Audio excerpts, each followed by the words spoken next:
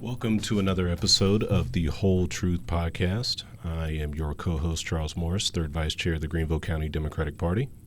And I am first vice chair, Steve Ramirez, Greenville County Democratic Party, usually behind the camera, but today making an exception. And we appreciate Steve filling in for our lovely Madam Chair, Stacey Mars, who is a little bit under the weather. We hope she gets to feeling better, but appreciate Steve stepping in.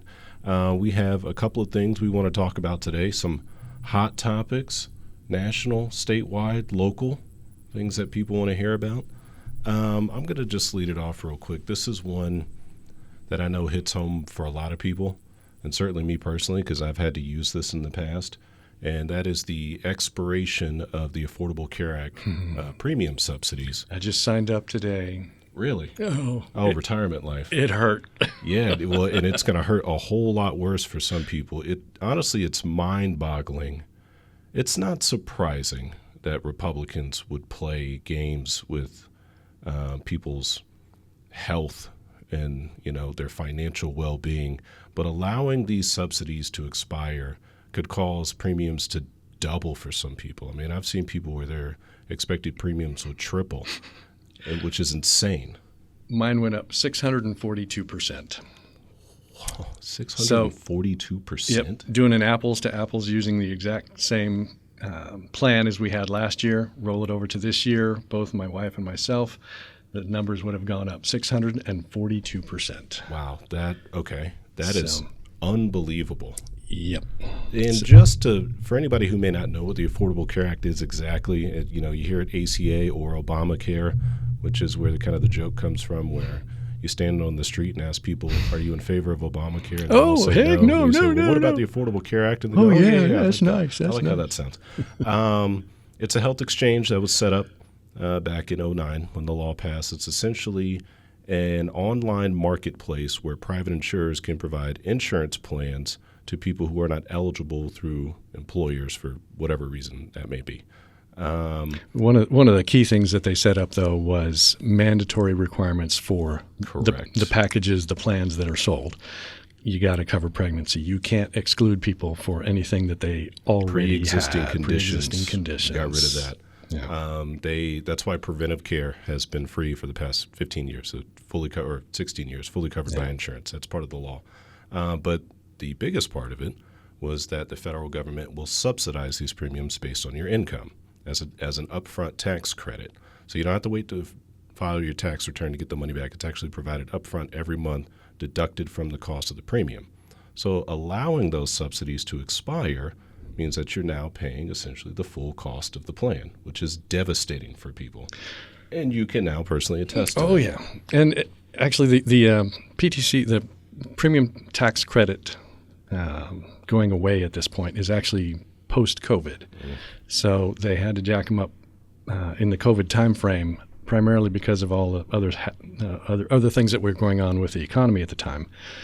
And I suspect, I have a very good inkling that the Republicans are glad to see this flounder, anything to do with the ACA or Obama, well, they've been trying to starve it to let years. It self-destruct. Yes. Because all of the incremental changes that they have been doing through time have been making the risk pool smaller and smaller and smaller. And the way insurance works, the more people you have in the risk pool, the lower the costs are. So they take out this requirement, they take out that requirement, and people exit, they leave, they disappear, and suddenly the prices go through the roof. We're shocked. Oh, I'm amazed. Exactly. And so we end up with incredibly high prices. Well, okay, in the COVID timeframe, then they said, Biden era, they said, okay, well, let's help people out and keep them insured and keep them healthy because this really does matter. Now, with the current administration, they're glad to say, let it crumble, despite what it will do to people's health. Which is, as you've said, has been part of the Republican game plan since the day this law passed. It has been, what can we do to starve the ACA? What can we do to defund it? They tried to outright kill it. John McCain saved it in that famous floor vote. Rest in peace. Yeah, exactly. 63 times? Yeah, 60. Gladiator. Yeah. But this is honestly, it's kind of crazy, not to get on my soapbox too much. This is a conservative strategy all over the world. You see this in Britain with the Tories. They've been trying to starve the National Health Service for years. Conservatives love starving a government program so they can go, see, doesn't work. This is why you have to privatize it. Yeah. And then also it's funny, their rationale is fiscal restraint. But it's like, well, okay, if that's the case, then maybe don't cut tax revenues by giving all your billionaire friends gigantic tax cuts, and then we don't have to cut tax credits that help people who make like $40,000 a year, $30,000 a year, or people who are retired. Yeah, it still astounds me that the UK has anything against this, considering what they were like before the war and then after the war when NHS was instituted, the National Healthcare System. It's hard to believe that anybody would argue against it, but they do for that same conservative fiscal spending reason. I don't get it. And what I will say is, from a party perspective, I hope that our party, and I can't say that I think they will, because they caved on the shutdown for probably the worst deal in the history of mankind. A promise of a vote, which is like, what does that even mean? Trust me. Yeah, yeah. Well, you promise that we'll allow a vote where we're going to vote it down. That's a great deal. But I hope they hold the line. This is not optional. This has to be a deal breaker. We're talking about people's livelihoods. People are going to have to make the choice between health care and putting food on the table. And that is honestly, that's an evil choice to force people to make. Let me get off my soapbox now. If you listen to the Republicans and Trump V1, I will have a replacement for Obamacare on day one. Okay, 2 weeks from now. Okay, 2 months from now. Okay, well, 4 years go by, nada. No, and then you got Trump V2. Yeah. You got Legally Blonde press secretary keeps saying that they're spending time to come up with clever solutions, and y'all have been working on this since give you back Trump dollars. Here you go. Since we'll give the you very peanuts. beginning of this thing being passed, you've been screaming about how it needs to be replaced with something better, but you've never brought anything to the table. Yeah. Which is insane. And let's remind everybody where the example came from, which was what was called Romney Care in Massachusetts, which was proposed by and signed into law by Republican Governor Mitt Romney. They don't like to talk about that one. So that, honestly, I think is the highest stake national issue right now, outside of possibly the president trying to get us into a war in Venezuela because now we're seizing oil tankers that supposedly are part of an Iranian shadow fleet, but whatever. Yeah, and the whole Obamacare, it may not be perfect. It certainly has been hobbled, with 2 or 3 of the legs taken out from underneath that stool. Yep. That's a good way So to put it needs to be improved. It needs to be nationalized healthcare in some form, like national health, NHS in the UK, like a lot of the rest of the world does at the this developed point. world, Every the other country in the developed world, pretty much. Yeah, you've got over a decade ago, I think, healthcare was 1/6 of the GDP in the U.S. Yeah. Now, That's the number still think kind of it's commonly higher. thrown around. It might be a fifth now. Yeah, it's actually absurd. probably higher. In signing up for healthcare this time around, I was actually looking at going without ACA or without insurance whatsoever. Wow. And then I started looking into, okay, well, what if I look into private healthcare instead?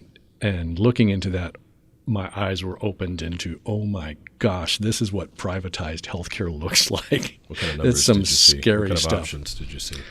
Most of them were actually not even as good as the low tier, the bronze level of ACA.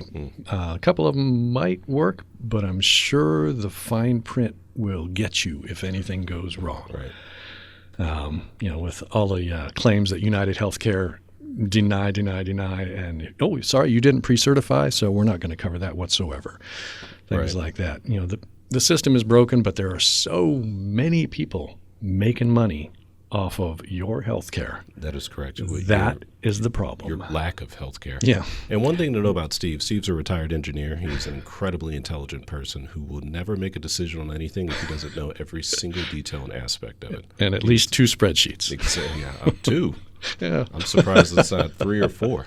Well, 3 tabs each. But he is an incredibly detailed man. So you can trust what he's saying on this. And the last thing I'll say about Obamacare is it goes back to the genesis of the law, and what hobbled it from the very beginning, like you said, one of those legs was killing the public option.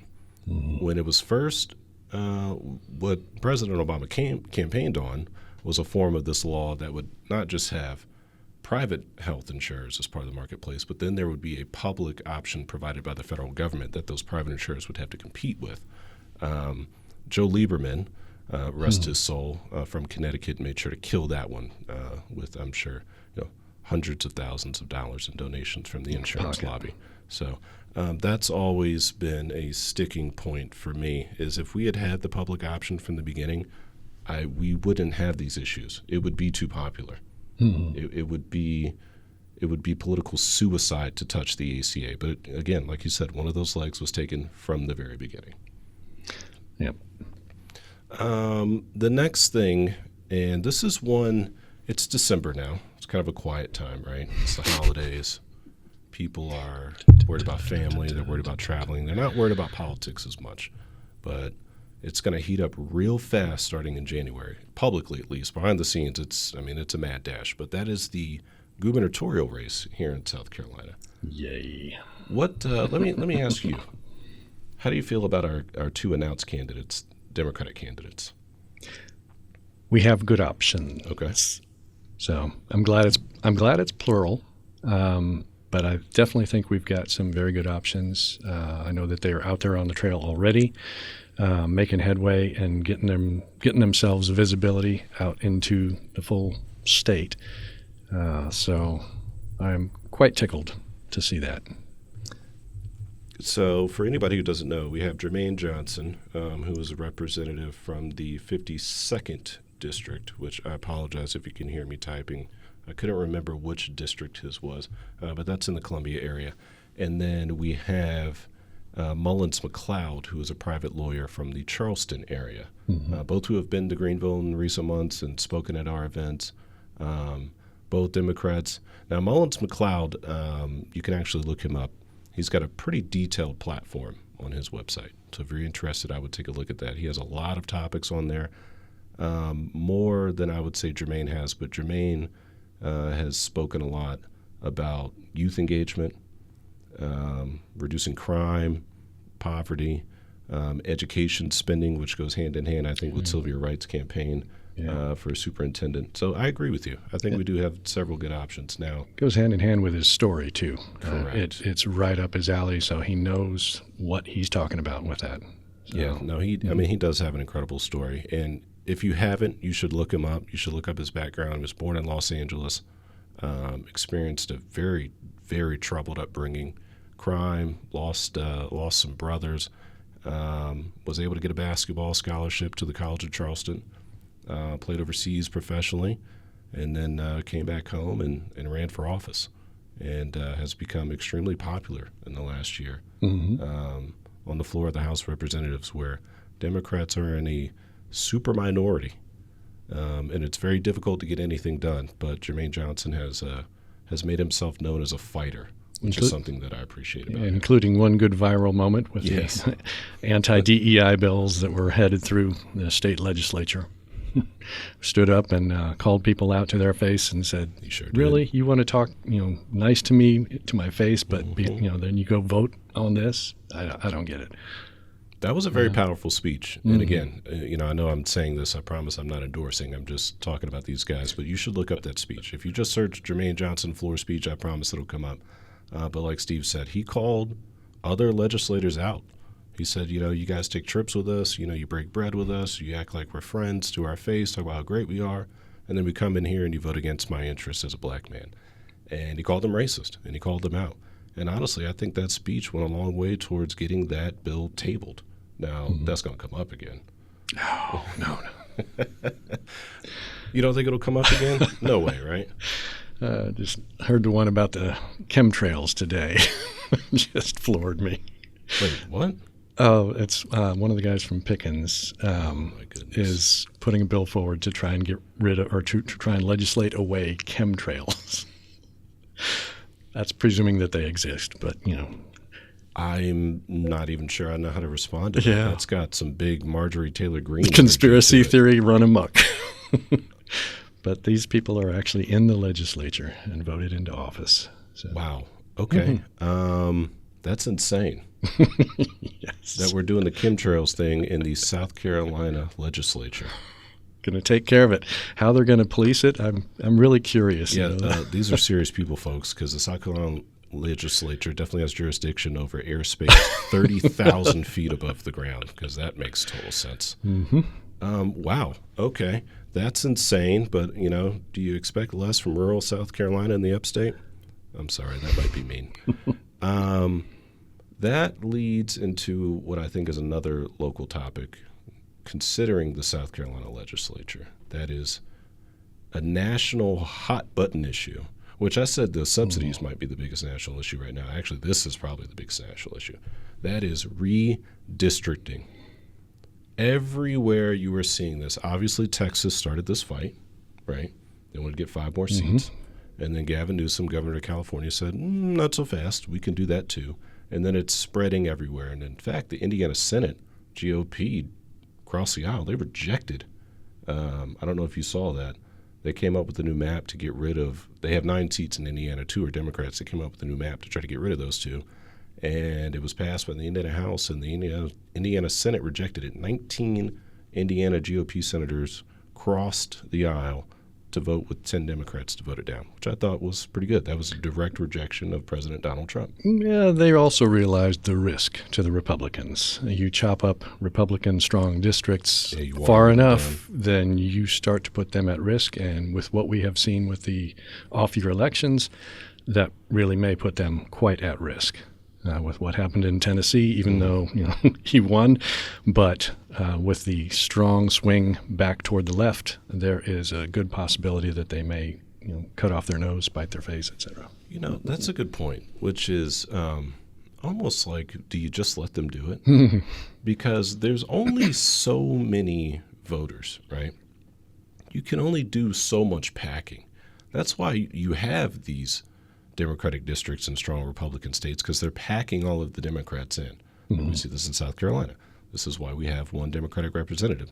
And if you look at his district, it's a weird line from Columbia to Charleston with some stuff in between, right? Right. They're packing black voters into this district. Now, part of that is the Voting Rights Act, and, you have to, you can't dilute the black vote too much, which I get. But that's what that is. So what they were now doing is we're going to break those up even further. But as Steve said, you're now introducing Democrats into other areas, which, with the way the winds are blowing, presidents always get killed in the midterms. Yep. And we've seen what's happened in special elections across the country.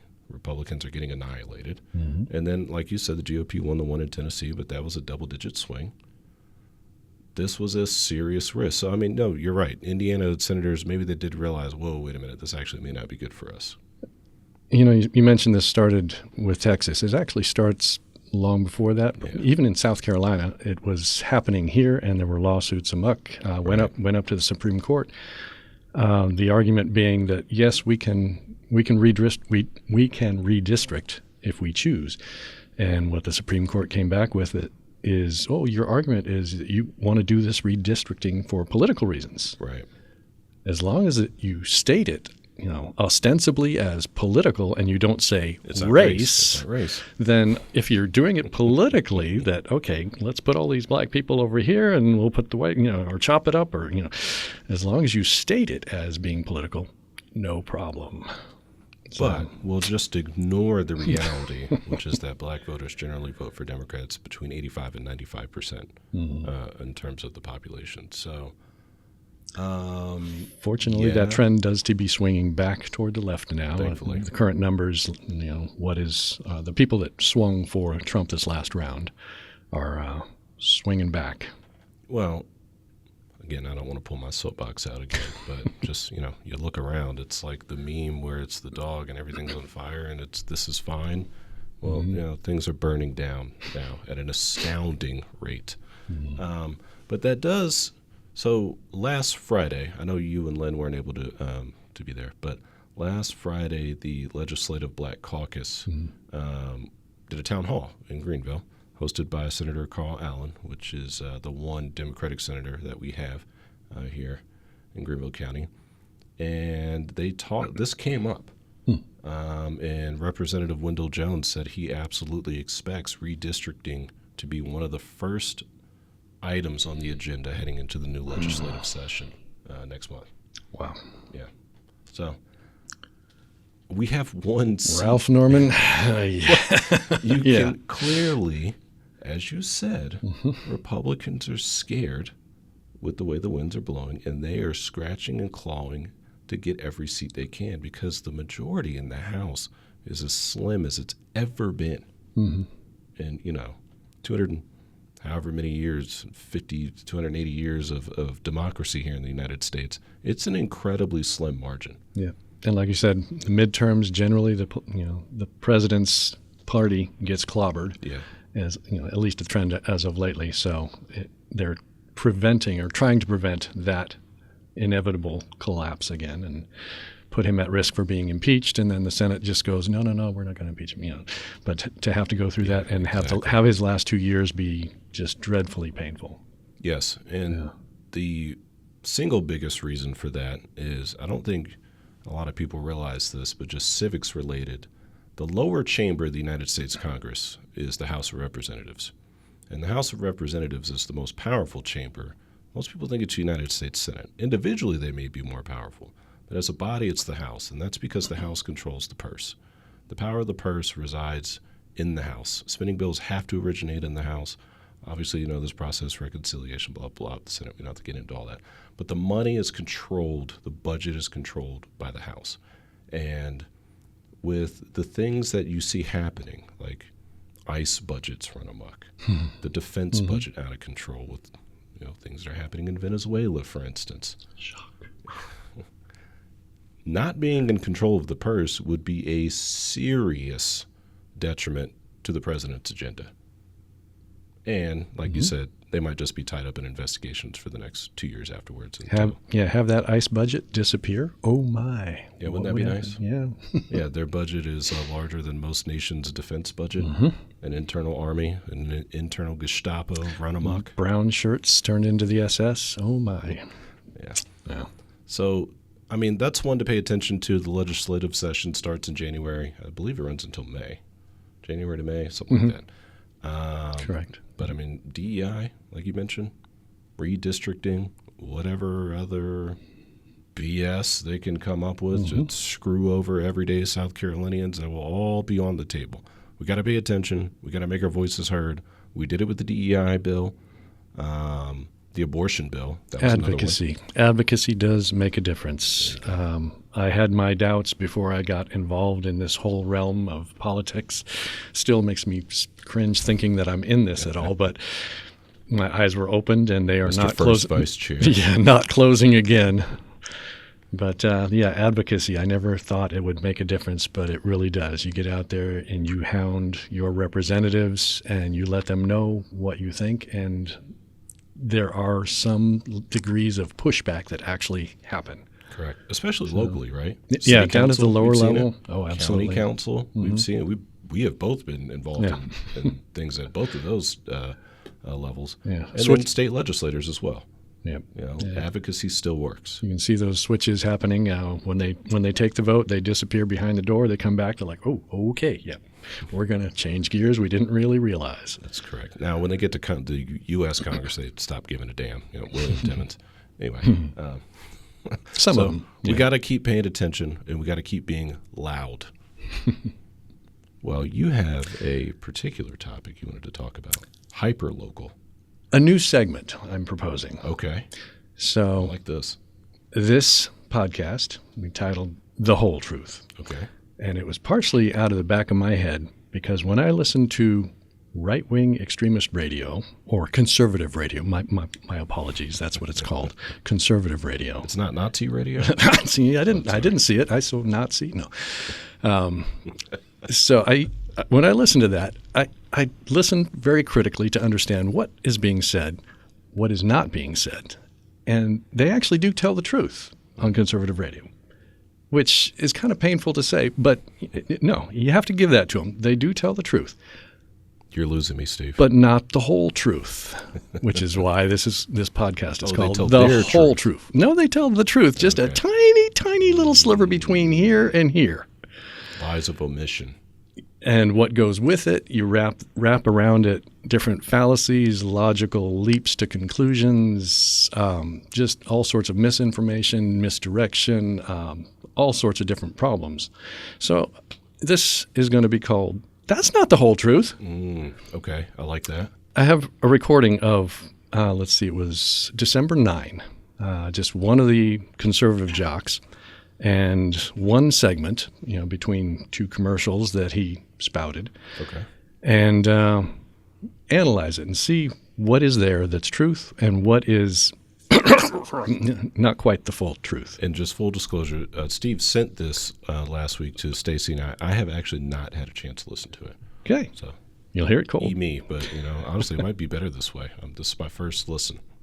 All right. So we'll test the level here, make sure we're sitting correct. I kind of think that Trump's making a lot of his bones on immigration, and he's successfully making those bones. And, there's a lot of uproar on this. The Democrats have come out, and what they want to do is they want you to believe that the narco-terrorists are just a few guys trying to make a living. This is the only job they can find, is being a narco-terrorist. So this is the type of stuff. This is the type of stuff that he states and gets away with because there are no repercussions and First Amendment right. I mean, it is a right to say whatever BS you want. So he has that right. That's a hell of an opener. Oh, yeah. We just, these poor guys, it's the only job they can find down on their luck is being a narco-terrorist. Yeah. Man, we're being mean to them. We're being mean to these cartel leaders, these narco-terrorists. So to give him due credit, this is Bill Frady, WYRD, or they call it WORD right. radio. WYRD is the call letters. So that's a first example, and that type of statement is basically straw man. What's known, because they take something that's said on the left and basically strip it down to some type of little bitty argument that can be stretched out and twisted, and then it's made completely absurd. And the audience there goes, "Yeah, that's absurd. What the heck are those lefties thinking? Oh my gosh!" But that stuff's effective. It is. That's what's crazy. That is effective. I mean, when you live in a bubble and you just want to be angry all the time and you want to have something to lash out against, hearing something like that's effective. Oh, the Democrats are standing up for the narco-terrorists. Meanwhile, it's like, what did you hear to even come up with that? Yeah, you baby killers. You're pro narco-terrorists. Exactly. Yeah. Okay, so, I'm excited. Yeah. Let's keep going. Let's see. So next snippet. Arrests are being reclassified as kidnappings and disappearances, and assaults on ICE and CBP agents are being reclassified as protests. Are they really? Is anybody actually doing that? Does the judicial system, are they reclassifying any of this? So how are arrests being reclassified? That's basically misinformation. Yeah. It's not really happening, or it's a conspiracy. You frame this, one area as a conspiracy, and you just present it as, this is fact. Is there a tiny bit of truth in there? Yeah, there are assaults on ICE. No doubt. People don't do that. You should not be doing that. That's actually hurting the cause on the left, liberals, or freedom in general. That is correct. Even me, the resident extremist, will agree with that. Don't assault people. Yeah. Although the one thing I will say to that, that is effective, the first paragraph. But that next sentence where he tries to frame these arrests. So he talks about narco-terrorists, and he starts talking about arrests as if everybody they're arresting is a narco-terrorist. Yeah. Is wildly offensive because that's just not true.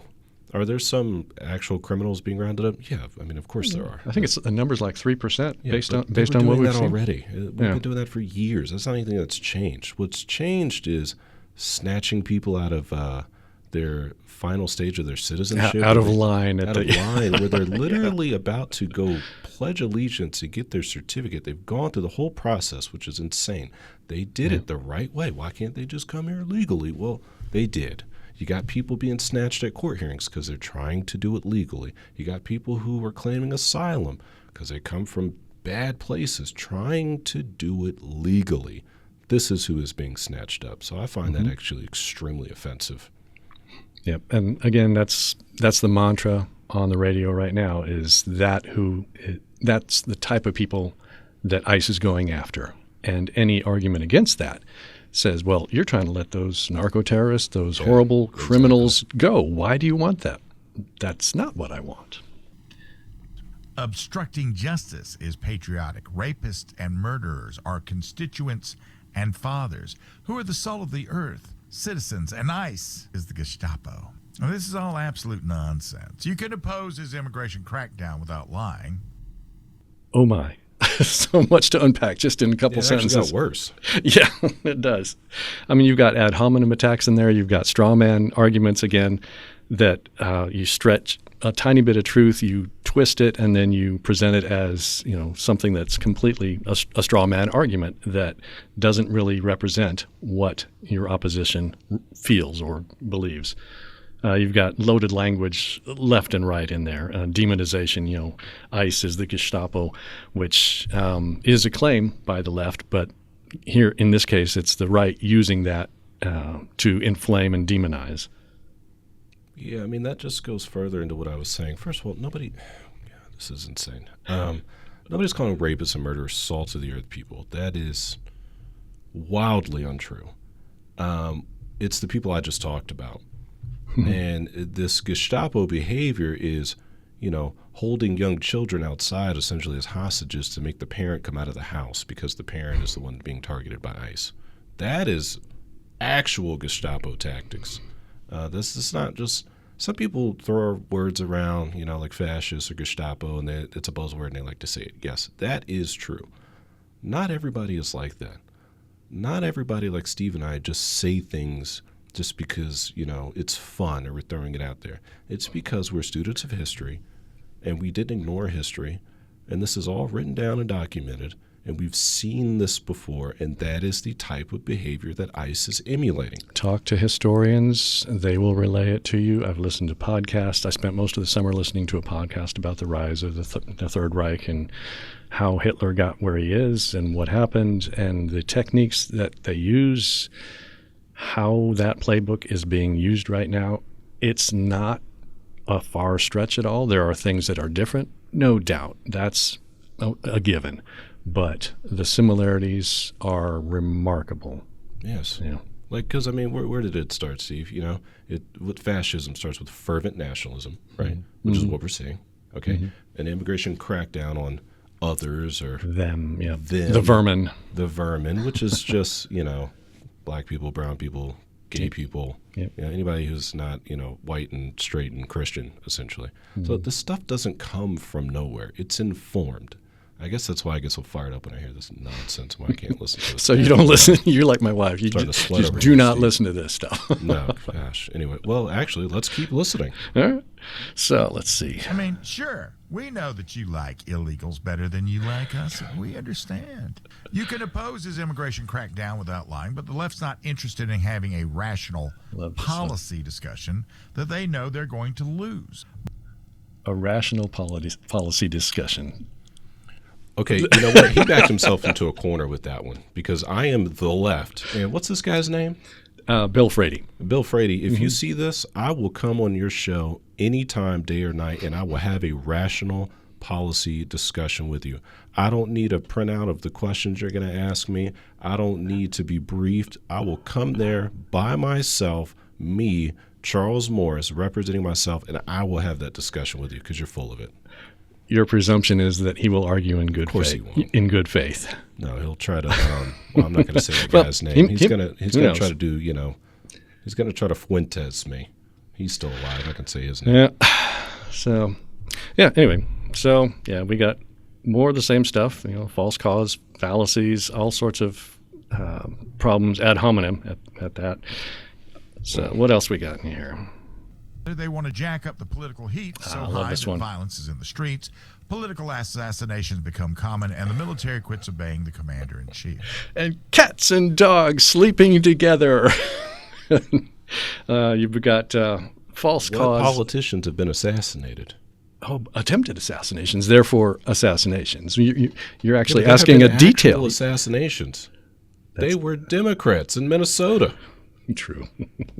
Come on, man. Yeah, that's the whole truth part. That's not what is being presented here. It's just a little bit of the truth. And then we wrap it around anger and rage and our cause. Do you listen to this? I do. Oh, you're a better man than me, Steve. Know thy enemy. I mean, that's true. And you know what? Good for you. That's why we need you. Part of what I wanted to do is understand why half of America voted for Trump in 2016. It shocked the bejeebers out of me, and I didn't understand why.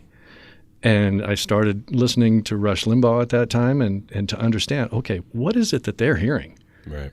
And it's this kind of stuff. It's a mantra, a lot of it, especially Sean Hannity when he was on the air and on the radio as well and podcast stuff like that. He does mantras just over and over. He lightly hits on these subjects and just repeats them and repeats them and repeats them.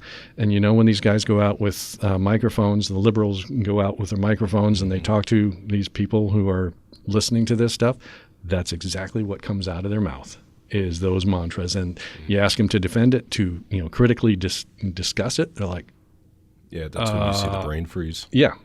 And they pause and they move on to the next one. It's like my Obamacare ACA thing earlier. That's born out of this because they attack Obamacare all day on this, Fox News and conservative radio, and then anyway, this is insane. Yeah. Is there more? Yeah. Oh, no, there's probably another 5-10 minutes, but I don't think we're going to get there because it's just it keeps going. But you've got with this last one, military quits obeying the commander-in-chief. You know where that came from, and yet. The logical fallacy there tell is... the people where it came from in case they don't know. Well, there's actually a couple different places. Right. One is Mark Kelly. Senator Mark Kelly, just from his recent statements. That was the primary one, that he suggested that, or reminded officers in the military that they need to disobey unlawful orders.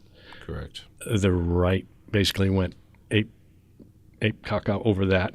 And until they started pulling, Pete Hegseth, they found him saying exactly saying exactly the same thing back several years ago, and they've kind of had to tone down their rhetoric on that. But that's that slippery slope of this dissension against disorder and illegal orders is going to lead you down to the military disobeying the president. It's like, well, okay, how are we getting there from here? It doesn't make a whole lot of sense. So. Which, by the way, Mark Kelly, this is not an uninformed position, okay? So Mark Kelly is a veteran, was a Navy pilot, a combat veteran, and a literal astronaut.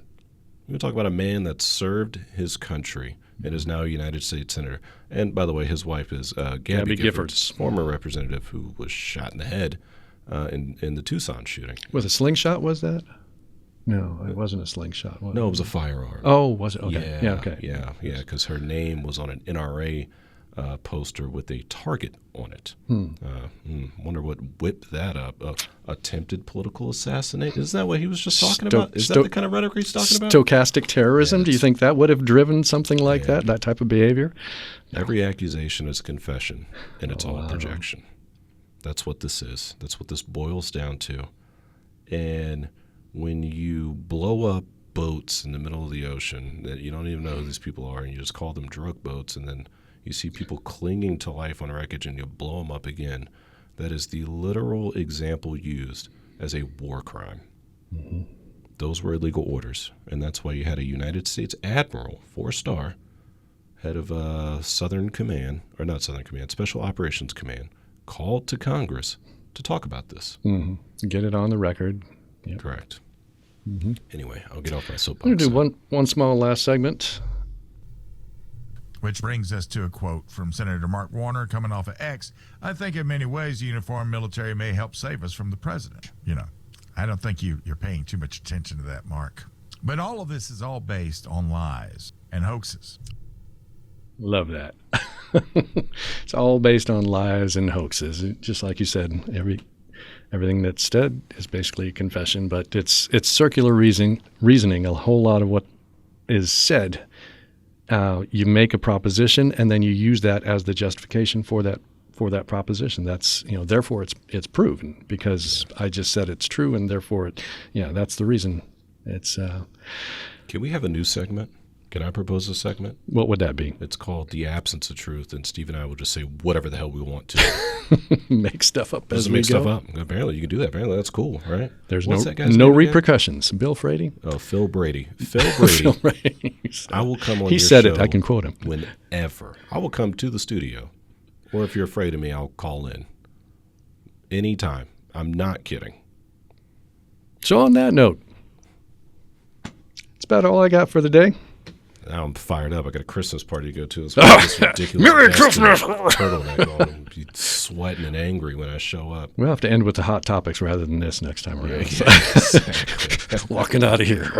No, that was good. I'm glad you brought that up. I mean, people, you bring up an important point, which is the same way we accuse people on the right of living in echo chambers, so do we. I've lived in an echo chamber for too long. That's why I got caught off guard twice by President Trump winning an election in 2016 and last year. It caught me off guard twice because I lived in an echo chamber. It's impossible. There's no way. It's not going to happen, blah, blah, blah. That's because I was tuning out things I didn't want to hear, things I didn't agree with, and that's dangerous. And Steve, honestly, I commend you for listening to this stuff and bringing it up. Seriously, that it's important and people need to hear it. It's also interesting in classifying the false things that they do, the logical fallacies, things like that. You start looking inward as well. Yeah. And the name calling, Yep. the thing, ad hominem attacks, the generalizations.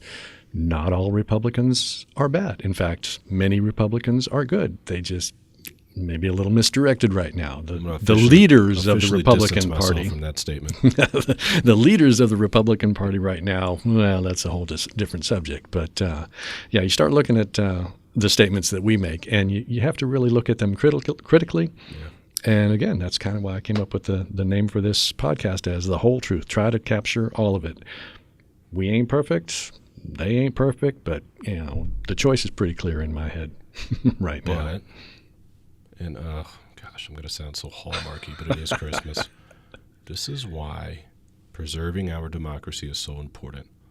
It's not just because we want our way or because we feel like our way is the best. We may feel that way deep down, but it's because genuinely we have to all have the opportunity to express our beliefs and our feelings and feel like our voice will be equally heard. And we've all gathered into two different camps because human beings are so tribal. And we have divided ourselves in such a way that we refuse to even listen to somebody from the other side because we have turned them into the enemy. And that's why people support things like crackdowns on everyday people who are just trying to get by because they're the enemy.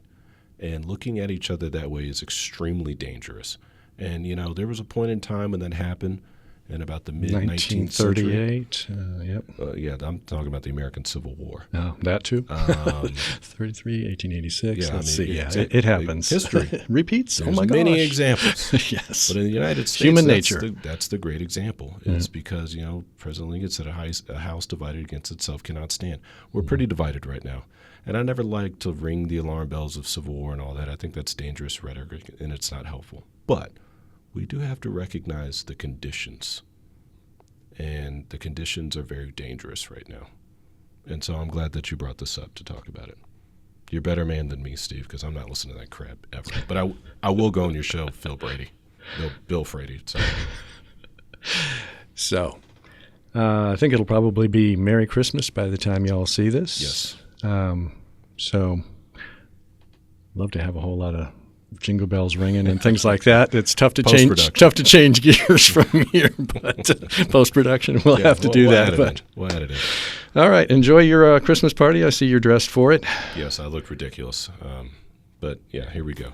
But, Merry Christmas, Happy Holidays, however you celebrate, whatever makes you happy. I hope you have a wonderful day and holiday season. See you next time. Thanks. Cheers.